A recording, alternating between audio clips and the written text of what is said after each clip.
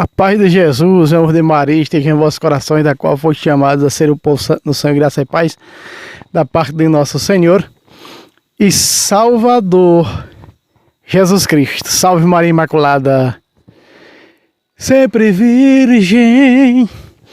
Estamos aqui, meu querido irmão, minha querida irmã, para mais um vídeo de apologética. E esse vídeo, desde já se inscreva no canal.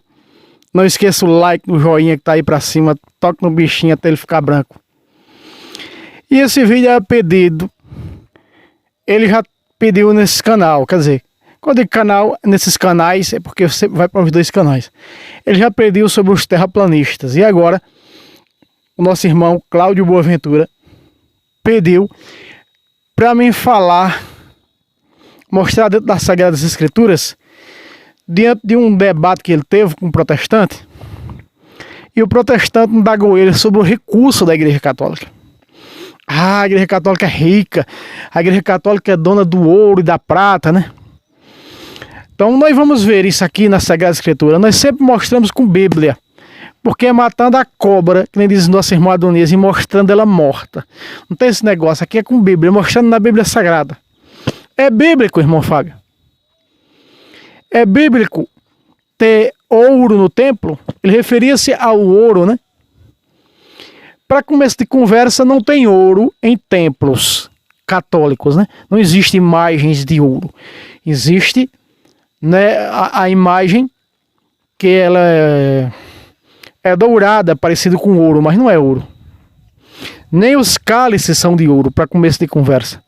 Vocês lembram daquele assalto no Rio de Janeiro, que assaltaram lá Dom Orani Tempesta, levaram as âmbulas, os cálices, achando que era de ouro.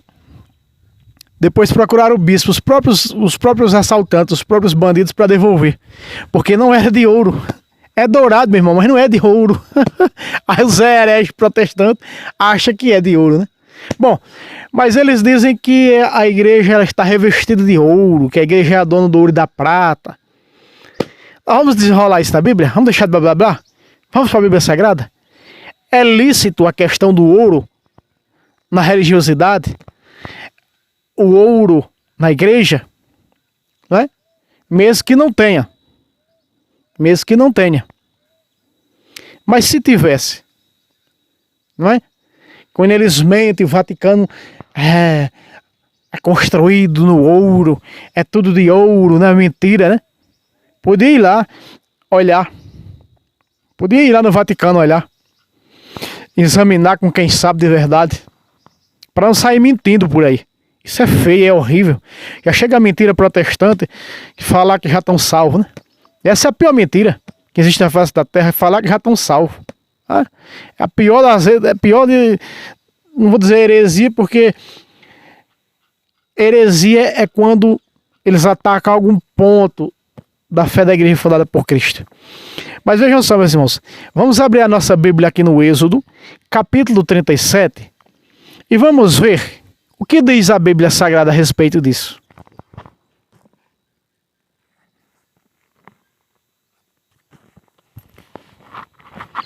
O nosso amado diretor já está de prontidão, não se preocupe, porque o texto sempre vai aparecer na tela, tá? Êxodo, capítulo 37, versículo 7. Põe na tela, diretor. Olha lá. Veja aí, ó. Lá no 25:18, Deus manda Moisés fazer 2 querubins, né?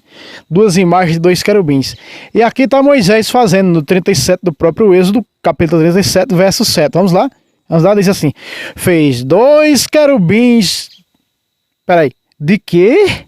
Fez 2 querubins de ouro. Feitos de ouro o quê? Batido. E nas 2 extremidades da tampa. Verso 8. Um de um lado, outro do outro. De madeira que fazia corpo com as 2 extremidades da tampa.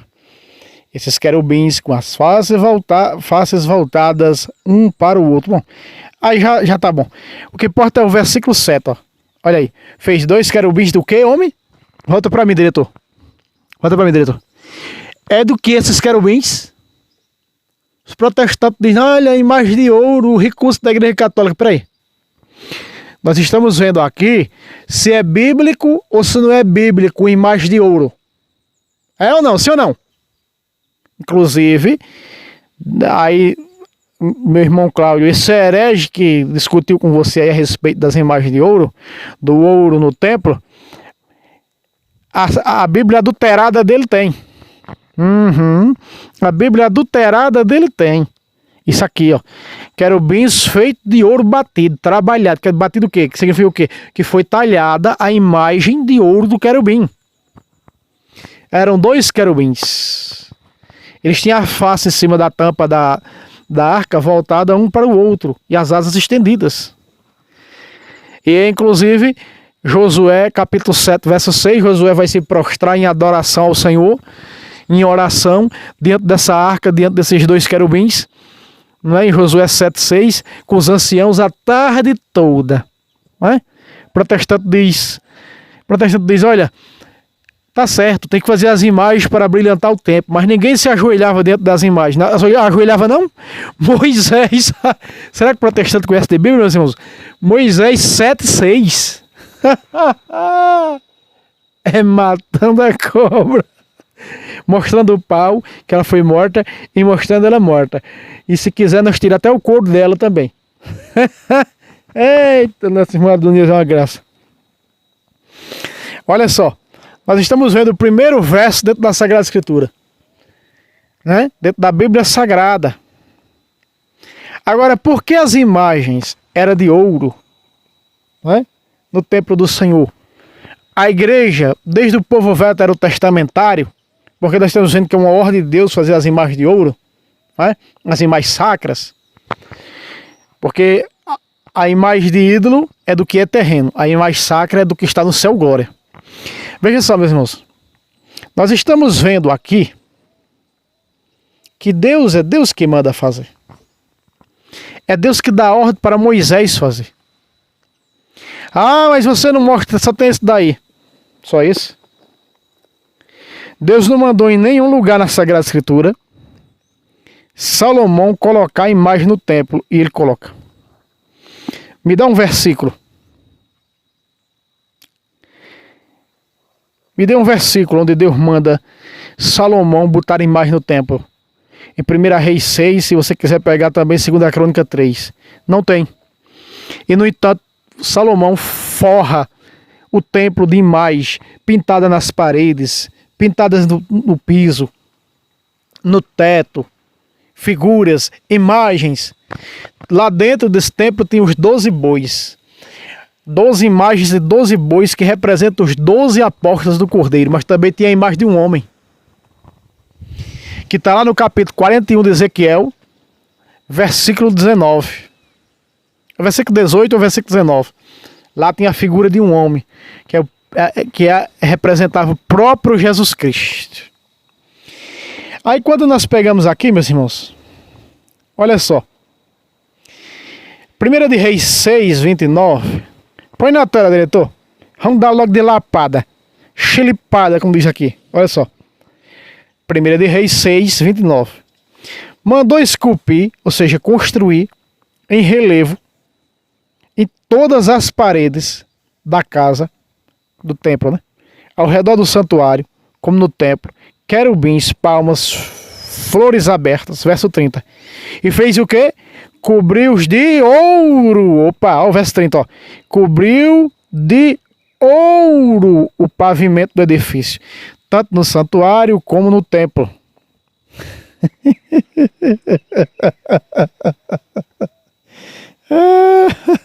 Verso 31, para fechar. Pois a porta do santuário, vigas de pau de oliveira, do seu quadramento com as ombreiras, ocupava a quinta parte da parede.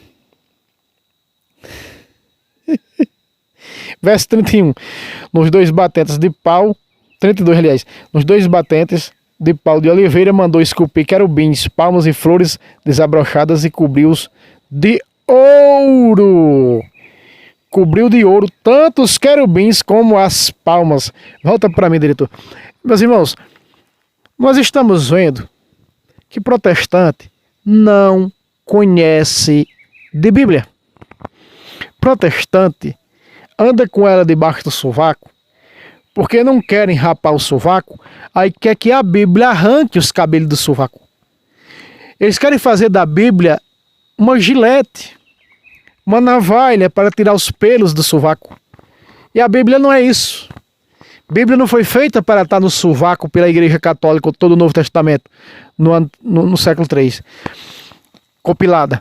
Ela foi feita para estar aberta, meditando, estudando a doutrina da igreja por ela. Foi para isso que foi feita as Sagradas Escrituras. As Sagradas Escrituras que emana da Santa Tradição. Sem Santa Tradição não tem Sagrada Escritura. Né? Emana das Sagradas Tradição, da Sagrada Tradição. Então veja, nós estamos vendo aqui, eu tenho vários. Eu tenho mais de 30 versículos que fala nas imagens de ouro no templo com o povo de Deus. Mas eu quero pegar só algumas. Você viu aqui comigo. Eu quero pegar essas duas. O primeiro templo erguido de Salomão. Imagens de querubins, de ouros, de touro. Não precisa colocar aí não, diretor. Aqui no versículo 29 do capítulo 7, diz assim, ó. Nos painéis enquadrados de moldura havia leões, bois e querubins, assim como nas travessas, igualmente por cima e por baixo dos leões. E dos bois pendiam grinaldas em forma de festões. Veja o que tinha aqui. Por que eu li esse versículo? Para vocês entenderem o que tinha no templo. Imagens de anjos, imagens de leões e imagens de touros. Eram os 12 touros do mar de Vírido que fala o Apocalipse. Que vai representar, apologeticamente falando e teologicamente falando, os 12 apóstolos do Cordeiro. Mas havia a figura de um homem lá dentro, a imagem de um homem. Que, segundo um apologista, nessa passagem aqui de Reis, da Vulgata São Jerônimo, fala, e havia também a imagem de um homem lá. Só que aqui não fala, nas nossas traduções não, aqui fala que havia imagem de touros, de anjos e de leões. Só que e a imagem de um homem acrescenta a Vulgata São Jerônimo. Exatamente aquela imagem que na tradução da Ave Maria dá para você pegar muito bem, frisar muito bem, com nitidez, 41 de Ezequiel, verso 18 e 19. E havia a figura de de um lado havia a figura de um homem. E essa figura de um homem era a representação de Jesus Cristo no templo veterotestamentário. Como os 12 touros era a representação dos 12 apóstolos. Você está compreendendo, meus irmãos? Protestante não conhece a Bíblia porque não lê. E se lê é para mentir.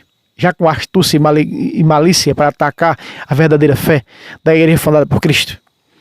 Vamos para o Novo Testamento.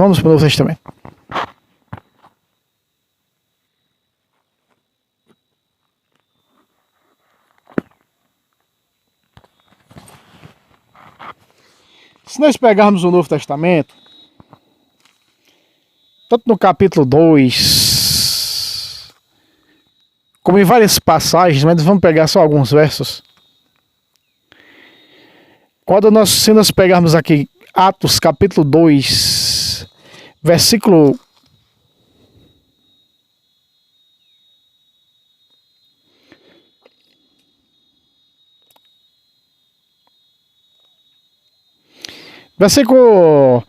44, põe na tela, diretor. Atos 2:44. Todos os fiéis viviam unidos e tinham tudo em comum. 45. Vendia as suas propriedades e os seus bens e dividiam-nos por todos, segundo a necessidade de cada um. Volta para mim, diretor. Veja, meus irmãos, veja a essência da igreja.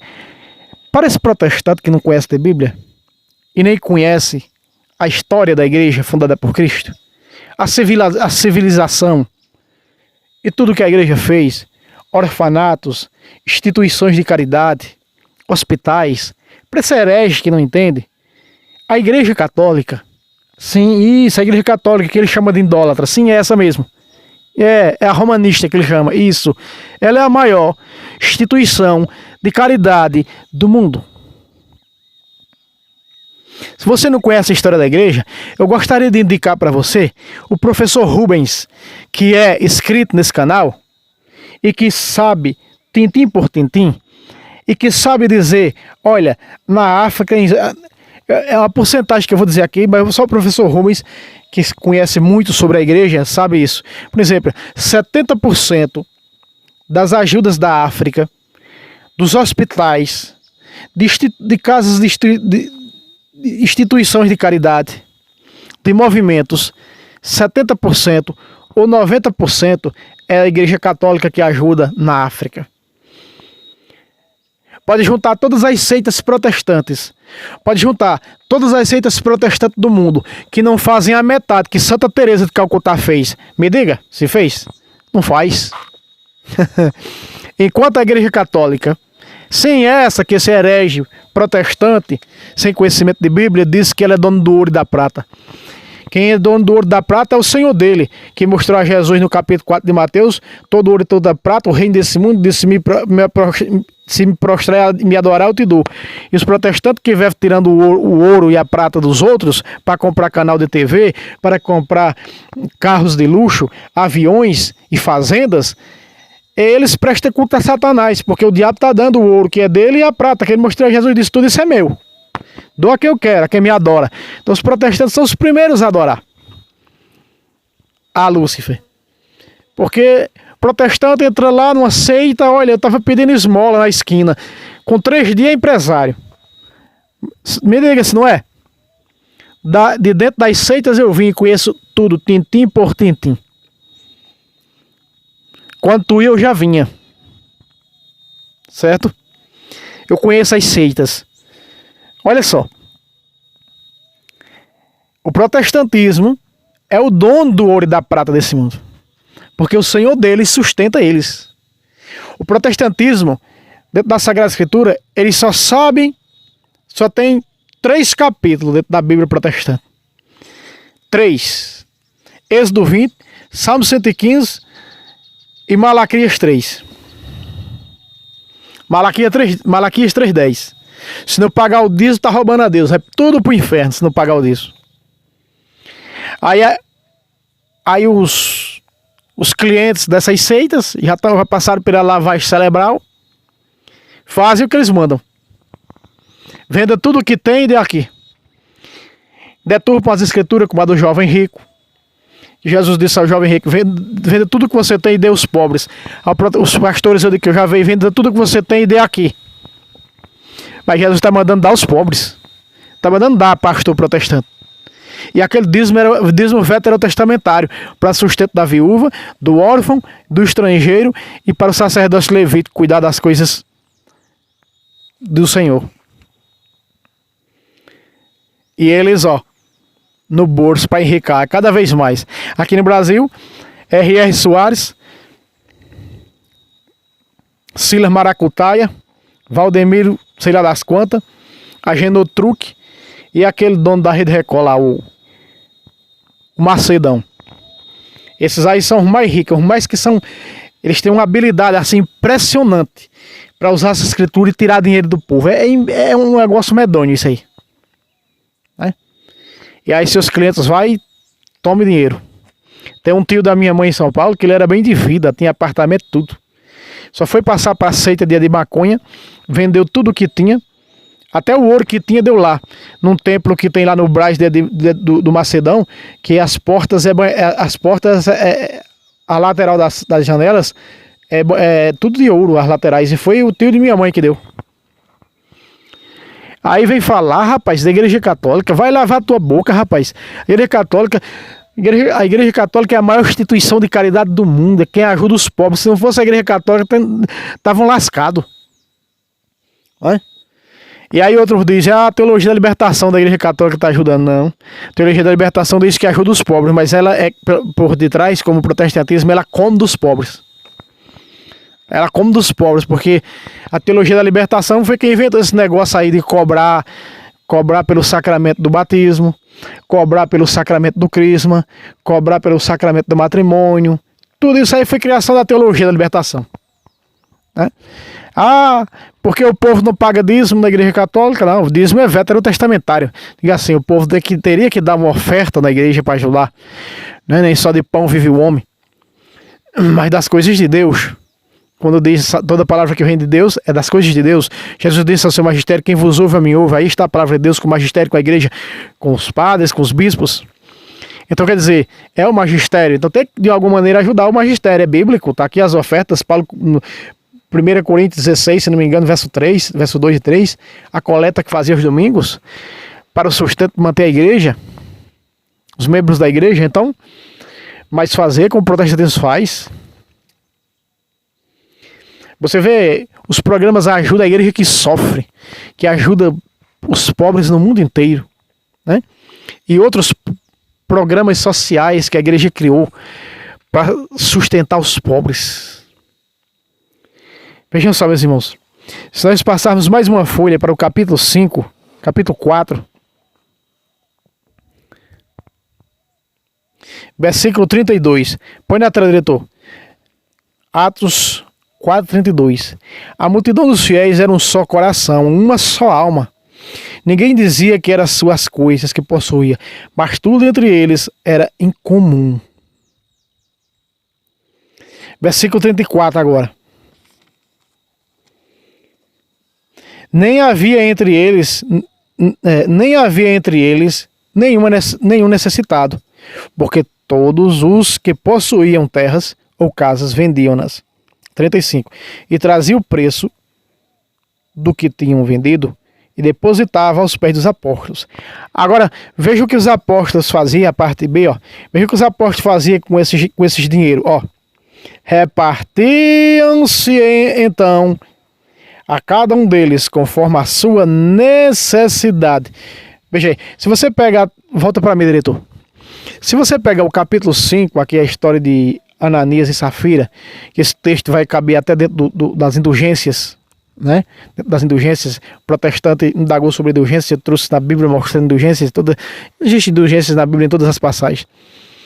Mas fala de Ananias e Safira, que eram ladrões de terra, e eles tiveram um encontro através da pregação dos apóstolos, e aí a questão da indulgência, que tinha que vender lá um terreno e dar o dinheiro aos apóstolos, para os apóstolos repartir por necessitados, dar a quem estava necessitando, como até hoje a igreja faz 2000 anos.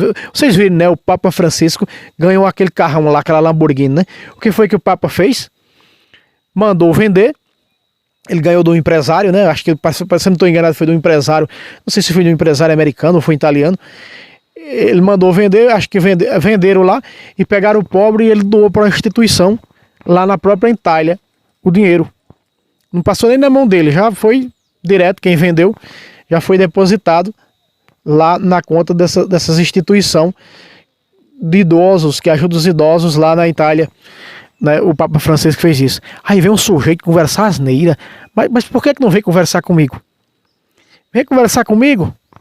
Ah, a igreja católica dando duro da prata, vem conversar comigo? Vem dialogar comigo? Hã?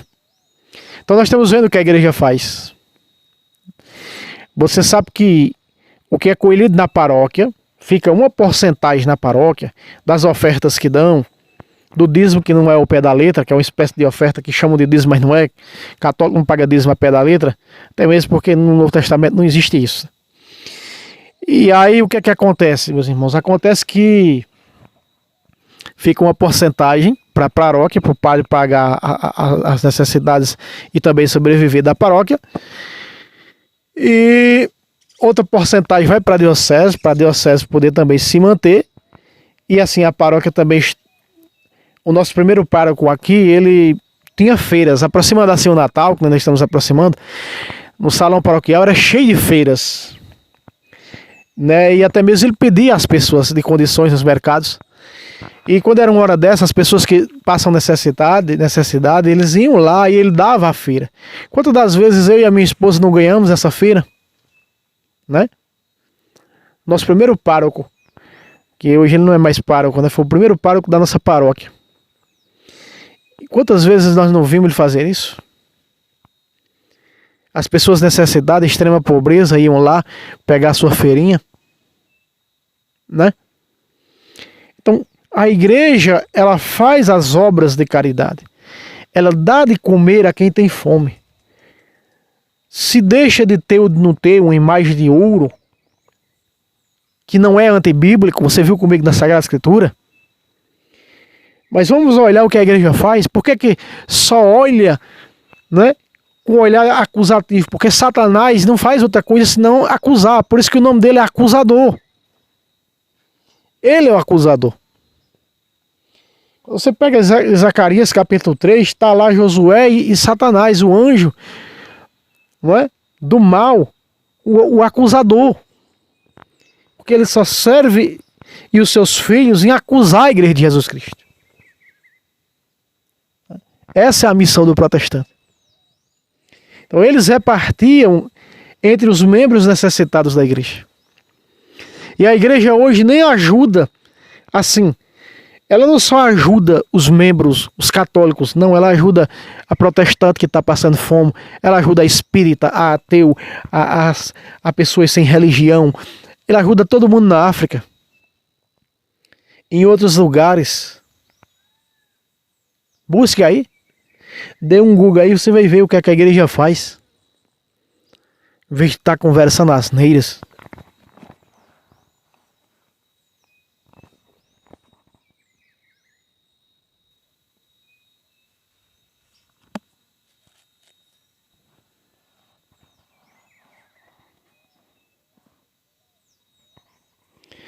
Gálatas 2:10. Põe na tela, diretor. Gálatas capítulo 2, versículo 10. Numa reunião de Paulo com os apóstolos pela primeira vez que ele se encontra com o apóstolo, ele conheceu Tiago, irmão de Jesus, Tiago menor, que era primo legítimo de Jesus, na realidade, o Papa, João, Pedro e João. Aí no verso 10 ele diz que ficou decidido que nós iríamos aos pagãos e eles aos circuncidados. Ponto. Recomendaram-nos apenas que nós lembrássemos dos pobres, o que era precisamente a minha intenção. Volta para mim, diretor. Puxa, meus irmãos, faz 2000 anos que a igreja faz esse trabalho maravilhoso. A igreja que construiu tudo, né? Faculdades, até mesmo de teologia. Você vê, o Monsenhor Jonas partiu para o céu, a igreja celeste estava precisando dele. E você vê a faculdade Canção Nova, o que a Canção Nova construiu, não só no campo espiritual, né? Dar o alimento espiritual para muitas almas que estavam perdidas, mas as benfeitorias que a Canção Nova construiu, as ajudas que a Canção Nova produziu e ainda produz, e ainda tem gente que fala mal da Canção Nova. Eu estou falando católico, viu? Não estou nem falando aqui nas heresias protestantes, estou falando aqui católico falando. Quantos não chegaram nos meus vídeos falando mal da Canção Nova e eu bloqueei? É só falar mal da Canção Nova e eu vou bloquear, não tem conversa. Pode ser quem for. Não tem essa. Então veja. Nós iríamos aos pagãos e eles aos judeus. Nos recomendaram que nós lembrássemos dos pobres. Paulo disse coisa que eu já fazia. Olha aí. Você está vendo, meu irmão? Você está vendo, minha irmã? Para nós fecharmos com chave de ouro, nosso amado diretor vai colocar na tela. E é por isso que se conhece a verdadeira religião. Capítulo 1 de Tiago, versículo 27. Põe na tela, diretor. Olha o que a igreja faz, meus irmãos. Tiago 1, Epístola de São Tiago, Tiago menor, versículo 27. A religião pura e sem mácula. Veja que a igreja ela é sem mácula, ela é sem pecado. Aos olhos de Deus, nosso Pai, é esta. Também Efésios capítulo 5 diz que a igreja, lá a partir do versículo 25, a igreja é santa, sem ruga, sem pecado. Aqui está dizendo também, ó, a religião pura. A igreja ela é a religião pura. Religião vem de interliga, né? De ligar o céu. Mateus 16, 19. Mateus 16, 19. Vamos ao verso. A religião pura e sem mácula é esta: visita os órfãos, as viúvas, nas suas aflições, e conservas puro da corrupção do mundo. Volta para mim, diretor. Pra cá, tá. Aqui está. A religião pura, ela visita o quê? Como diz a Sagrada Escritura, visita os órfãos e as viúvas. Visita o quê? Aí diz, ó, nas suas aflições. Num texto mais abrangente para nós, socorre as suas necessidades. Então a religião pura, a igreja pura do nosso Senhor Jesus Cristo, ela faz isso. Ela faz isso. O que significa viúva? As pessoas desobrigadas sem ter o que comer nem o beber, nem o que beber, né? Os órfãos. Significa tudo isso, pessoas que não têm nada. E quem é que faz isso? A igreja do nosso Senhor Jesus Cristo. Veja, e no finalzinho diz: e conservas puro da corrupção deste mundo. Lembra que Jesus disse no capítulo 17 de João: Pai, eles estão no mundo, mas não são desse mundo. A igreja, estando nesse mundo, que é um pedaço do reino do céu na terra, ela não é deste mundo. No dia que Jesus vier, ele vem buscar ela para levar para o reino definitivo, a eternidade, que é o novo céu e a nova terra. Então, meu queridíssimo irmão, agora a gente está dialogando mais próximo, o nosso irmão Cláudio está no nosso grupo. Eu criei um grupo de apologistas. Eu quero aproveitar esse vídeo e fazer um convite. Mas esse convite só serve para pessoas que há muito tempo estão comentando. Para pessoas que eu não conheço, pode até ter uma reta intenção. Como eu fiz com o nosso irmão Adonias. Já pedi desculpas a ele. Ele tinha algo para falar comigo que era com urgência, que precisava do meu contato do Zap, e eu não dei. Por quê? Porque eu não sei quem é. E eu já sofri muito por perseguição protestante, sofri com pessoas... Só Deus sabe o que eu já sofri. Eu tive que mudar o número do celular, do meu WhatsApp, né? E aí, desde então, eu botei na minha cabeça, só minha mãe e minha esposa vai ter só o meu contato, só, e pronto. Mas aí... os irmãos bateram muito na tecla para que eu pudesse fazer um grupo no WhatsApp para evangelizar também por lá. Aí eu falei assim, não só eu vou evangelizar não. Eu vou criar esse grupo, decidi criar. Conversei com a minha esposa, ela disse, por que não cria logo? E pronto, criei um grupo do WhatsApp. É o grupo dos apologistas conservadores católicos, onde eu já adicionei vários apologistas.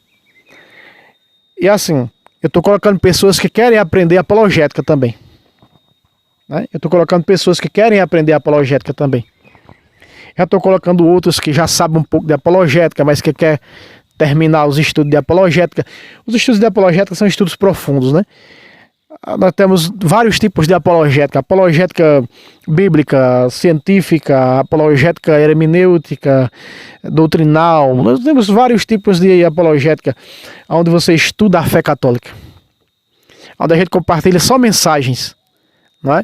Só mensagens. Coloca lá, por exemplo, na Bíblia Sagrada mostrando os dogmas marianos, na Bíblia Sagrada mostrando tradição, na Bíblia Sagrada mostrando confissão, na Bíblia, e assim mostrando purgatório, e assim a gente vai instruindo, né? Aí assim, algum irmão que queira participar, só quem comenta nos meus vídeos há muito tempo. Eu sei que os irmãos não gostam não de grupo de Zap, mas se é para edificar a tua fé, quantos grupos que você participa que não valem de nada e que nem religioso é? Com certeza são muitos. E um para Deus, para a tua vida, para edificar a tua fé, tu não quer participar. Só que tem um porém. Não adianta colocar o número do contato nos comentários, seguido assim um atrás do outro. Colocar os 8 números e ainda o DDD. O YouTube vai apagar a tua mensagem na hora. Eu vi o nosso irmão, para poder colocar para mim, para eu pegar o contato dele, ele colocou assim, ele colocou DDD, aí, mensagem. Aí colocou embaixo o número do DDD, segunda mensagem. Colocou os 2 primeiros números do contato dele, terceira mensagem. E assim ele foi colocando mensagem, cada mensagem com 2 números. Dessa maneira, aí ficou atrás um do outro a sequência dos números, aí dessa maneira ele não apaga. Mas se você colocar todo de uma vez lá o DDD e os 8 números do teu contato, o YouTube vai apagar. Teve outro irmão aqui do Maranhão, um jovem, né, que tem o sonho de ser pregador, anunciador do evangelho. Ele achou o meu Facebook e foi lá no Facebook colocar lá o contato dele. Então o nosso professor Rubens também faz parte, né, desse grupo. O nosso irmão João Batista, de Católicos na Batalha, que tem o canal aqui no YouTube também, faz parte. Tem outros apologistas também, tem o nosso irmão aqui também que é apologista. E tem outros apologistas agora chegando também, né? Então, o apologista, você que quer aprender, eu quero aprender apologética, eu quero edificar cada vez mais minha fé. E já dialoga comigo há um bom tempo no canal. Já está comigo, tanto no canal do Fábio Pentecoste, como no canal Tradição Católica e Debates. Convidei alguns, mas nem ligaram, né? Convidei nosso irmão o José Serra também, que já há muito tempo comenta aqui, mas não quiseram. Não respondeu nada. Mas outros sim, outros estão querendo, né? Eu já adicionei, outros já estou pegando o número. Assim que terminar esse vídeo, já vou pegar mais números dos irmãos que eles já passaram para mim. Do Brasil inteiro, né? Vamos formar aí, estamos formando aí esse grupo de apologética para formar mesmo as pessoas. Vamos compartilhando aquilo que sabemos. Eu aprendendo com você, você aprendendo comigo, e assim a gente vai. Certo? Não esqueça aquele like. Aqui está, respondido com Bíblia, a um vídeo pedido ao nosso irmão Cláudio Boaventura, que agora, quando eu estou gravando esse vídeo aqui, é um novo membro do nosso grupo de apologética, né? Então Deus abençoe a ele, a sua família, e caso você também queira pedir um vídeo, irmão, grava sobre isso, só é colocar nos comentários que a gente vai tentar gravar, certo? Deus abençoe a todos e até o próximo vídeo, se Deus quiser. Salve Roma, salve Maria Imaculada, sempre virgem. Viva Cristo Rei.